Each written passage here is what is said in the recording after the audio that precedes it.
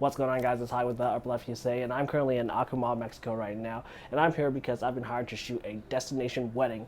So in this video, I thought I'd make a what's in my camera bag, what's in my wedding camera bag for you to show you what I would typically bring for a wedding shoot. So let's get to it.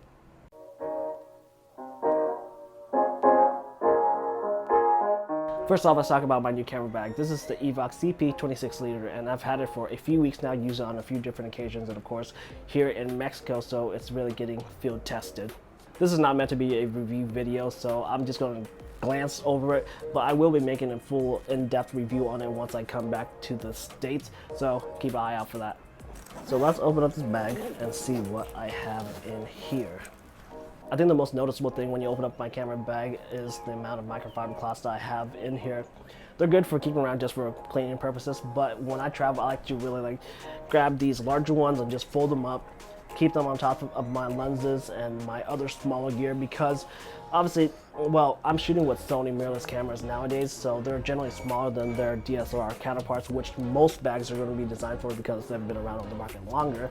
But with smaller bodies, when you put them in these bags, there's generally a lot of dead space. So I personally don't like that. So I like to just keep these towels on top of them to just take up that dead space. So when you're traveling around, your gear doesn't jostle and bounce around everywhere. So getting past all of these microfiber cloths, I have my main camera body, which for this wedding is going to be the Sony a7R III with my 24-70 f2.8 G Master. So those who have been with the channel know that this is not a new setup to me at all. I mean, it's one that I use almost in every digital photography video. So it's something that I'm used to, but something that is new about this particular setup is the new Small Rig 21-22 grip extension L bracket that I have on here. Typically, Sony bodies are pretty small for me, so when I grip them, my pinky finger will just slide under the body, but this adds about 20 millimeters of extra space onto the bottom of the camera, so I can grip it very naturally. Other than that, this is just an a7R III with a 24-70 2.8, a great combination, and pretty much, well, in my opinion, it pretty much works for everything. Something that is different that I brought along for this particular wedding is this Nikon 50mm f1.4 AI lens that I use on my Nikon F3. It's from the film day, so it's fully manual aperture and focus. So this lens is nice for two different reasons. Because it's a 1.4, obviously it allows me to let in a little bit more light. I've walked around this particular resort, and a few event spaces can get rather dark. So the 1.4, like I said, is nice for capturing extra light, but that's not really why I brought this lens. So at the front of this lens is a reversing ring, which essentially allows you to reverse mount your lens onto the camera body. And at the back of the lens is the Photodiox Nikon to NEX, so Nikon F mount to Sony E mount adapter, which allows me to adapt this Nikon F mount lens to my Sony E mount body. But with the reversing ring, I just reverse the whole thing, and it really maximizes, or actually it really minimizes the minimum focusing distance of the lens, making it into pretty much a macro lens. To add on to this macro setup, I've also brought along a set of extension tubes, which again just moves the lens further away from your focusing plane, which again reduces the minimum focusing distance. With this particular setup, I can really get some crazy macro shots, and that's my main purpose for bringing this lens along. For weddings, I personally feel that having a macro lens is nice for things like, bride shots, like getting shots of watches if the groom is wearing it, cufflinks, just minor details. And you can just, well, I personally, like I said, use the Sony a7R III, so I can just shoot it at 70mm and crop in, but of course I'm losing a lot of resolution. With a dedicated macro lens, I can just get in, get my shot, and really maximize that resolution of the sensor.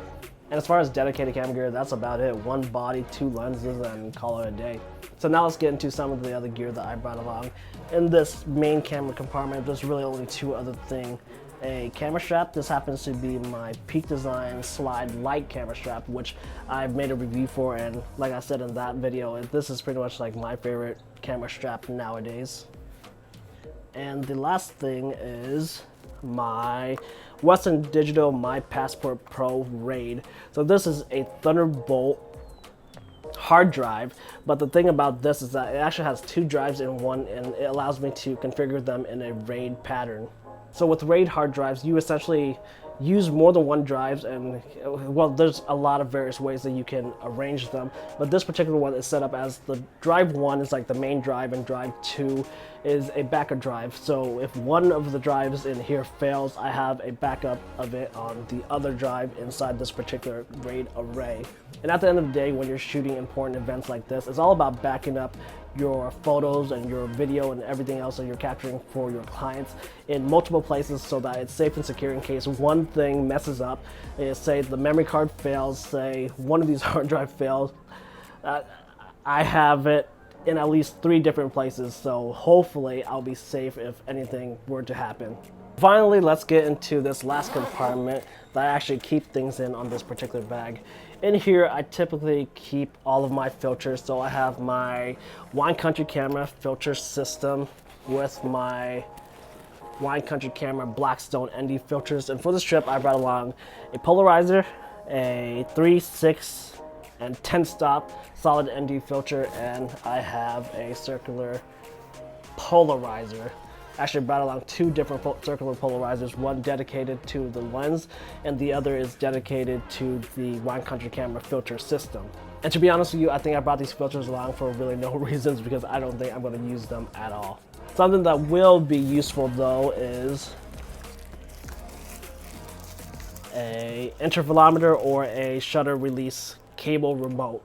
Having something like this is nice because when you get to a certain point in the wedding where you have to do group shots and all that, I like to just keep my camera on a tripod and just click, click, click, set the focus and call it a day rather than keep messing with the camera body itself. And to continue the theme of having a backup, here is another shutter release cable just in case the last one breaks. So that's just about everything that I have in this bag. And that's just about everything that I brought for this particular Mexico destination wedding. And I don't know if you'll agree with me, but I would consider this to be a very minimal setup. Realistically, I mean, it's 1 body and 2 lenses. The 24-70 is going to be the main workhorse tomorrow. And the 50mm will probably only get a couple shots in because, like I said, I'm really planning on using it as a macro setup. So once I get those detailed ring shots and just jewelry, this and that, it's pretty much done for the day. It would have been nice to bring other lenses along, like a 70-200 2.8 or something like that, but my shooting style has really gone away from using those lenses for events. Like I said, the 24-70 will essentially do everything for me, and I'm confident in my ability to be able to use it for everything. So although this setup works out for me, this is not necessarily something that I would recommend to everybody who's interested in shooting a wedding. It is very minimal, and unless you are comfortable with using pretty much one lens for everything, you can find yourself in a pretty uncomfortable situation. So I've personally been shooting with a similar setup for a few years now, and I've been shooting weddings for a few years now. So to me, it becomes very predictable, both the setup and shooting weddings. So I don't have a problem with this particular setup.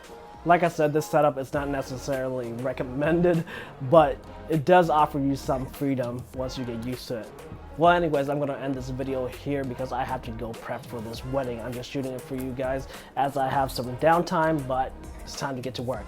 I hope you guys have enjoyed this video. Give it a thumbs up if you did. Share it around. Comment down below with any thoughts or questions you may have. Don't forget to subscribe to this channel for more content. Thanks for watching this video, and I'll see you guys in the next one.